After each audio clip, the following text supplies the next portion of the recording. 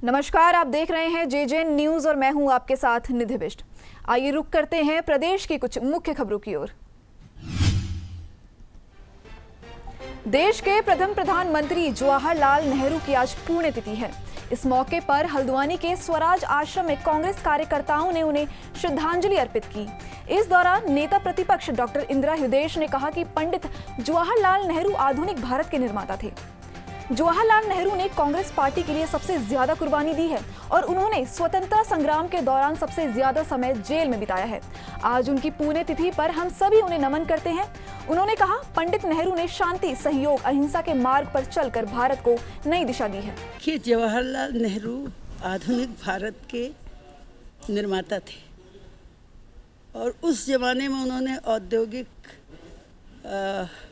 नींव रखी थी जिस समय में लोग जानते भी नहीं थे बहुत सारी बातें। जवाहरलाल नेहरू ने ही कांग्रेस को कल्चर दिया, तौर तरीका बताया और कुर्बानी, सबसे ज़्यादा कुर्बानी, और लंबे समय तक जेल में जवाहरलाल रहे। और देश की जनता केवल एक नाम जानती थी हिंदुस्तान में कि जवाहरलाल से बड़ा कोई आदमी नहीं है। ब्लैक फंगस के बढ़ते केस को रोकने के लिए सरकार ने उचित समय पर कार्य शुरू कर दिया है, जिससे ब्लैक फंगस संक्रमितों की संख्या में इजाफा न हो। जिले के सरकारी अस्पतालों के अलावा निजी अस्पतालों में भी बच्चा कोरोना नियंत्रण वार्ड स्थापित किए जाएंगे। लेवल 1 स्तर के वार्ड नैनीताल बीडी पांडे चिकित्सालय और हल्द्वानी के बेस चिकित्सालय को बनाया गया है।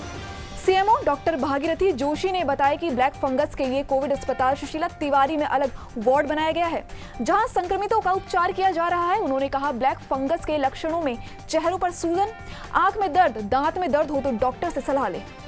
बच्चों में अगर कोरोना पॉजिटिव भी पाए जाते हैं तो ज़्यादातर 85% करीब एसिम्प्टोमेटिक होते हैं और कुछ ही केसेस में अगर बच्चे को बुखार है या उसकी सांस की गति तेज चल रही है या दूध पीने में परेशानी हो रही है या जुकाम के लक्षण है तो उनको तुरंत चिकित्सक से परामर्श लेना चाहिए। उत्तराखंड हाईकोर्ट ने पंतनगर स्टेट हाईवे नंगला और पंतनगर यूनिवर्सिटी की जमीन पर अतिक्रमण के खिलाफ दायर जनहित याचिका पर सुनवाई की है। जिला अधिकारी उधम सिंह नगर से इन अतिक्रमण पर कार्रवाई कर 23 जून तक रिपोर्ट पेश करने को कहा है। मामले की सुनवाई के लिए कोर्ट ने 23 जून की तारीख तय की है। आज हुई सुनवाई के दौरान जिला अधिकारी की अध्यक्षता वाली कमेटी ने रिपोर्ट पेश कर माना है कि इन जगहों में बड़े पैमाने पर अतिक्रमण हुआ है। पंतनगर में नगला में जो स्टेट हाईवे की लैंड है और साथ ही जो पंतनगर यूनिवर्सिटी और तराई स्टेट फार्म की लैंड है, इस पर बड़े पैमाने पर पिछले कुछ सालों में अतिक्रमण हुए हैं। जिलाधिकारी महोदय से इस मामले में रिपोर्ट मांगी गई थी। तो जिलाधिकारी की अध्यक्षता में जो कमेटी वहाँ पर गई थी, उन्होंने माना कि यहाँ पर बड़े पैमाने पर इंक्रोचमेंट हैं और यहाँ तक कि सड़क की चौड़ाई जो 32 मीटर थी वो मात्र 17 मीटर रह गई है। और पंतनगर यूनिवर्सिटी की लैंड पर भी बड़े पैमाने पर इंक्रोचमेंट हुए हैं और साथ ही जिलाधिकारी महोदय ने इस बात को भी एक्सेप्ट किया अपनी रिपोर्ट में। भाजपा के सेवा ही संगठन कार्यक्रम के तहत आज नगर मंडलीय अध्यक्ष नवीन पंत के नेतृत्व में सेवा कार्य किया गया। इस दौरान नगर में वैक्सीनेशन सेंटरों और विभिन्न स्थानों पर सेवा कर रहे फ्रंट लाइन वर्कर्स को जरूरतमंदों को पानी एवं जूस वितरित किया गया। इस अवसर पर नगर अध्यक्ष नवीन पंत ने कहा कि सभी वैक्सीनेशन सेंटर पर जाकर वैक्सीन जरूर लगवाएं, रक्तदान शिविर में जाकर जरूर रक्तदान करें और किसी के जीवन बचाने में मदद करें। उन्होंने कहा कि सरकार द्वारा सभी तरह के प्रयास किए जा रहे हैं और सुशीला तिवारी अस्पताल में बेहतर सुविधाएं मिल रही हैं।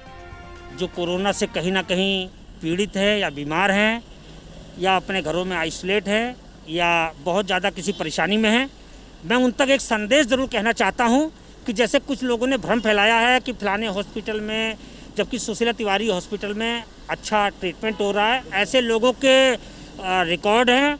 गलत फहमियों में, अफवाहों में बिल्कुल ना जाएं। सरकार निरंतर निगरानी के तहत कार्य कर रही है और बहुत अच्छा ट्रीटमेंट, मैं धन्यवाद करता हूं सुशीला तिवारी के डॉक्टर्स का, स्टाफ का और सभी जो किसी न किसी रूप में अपनी सेवाएं दे रहे हैं।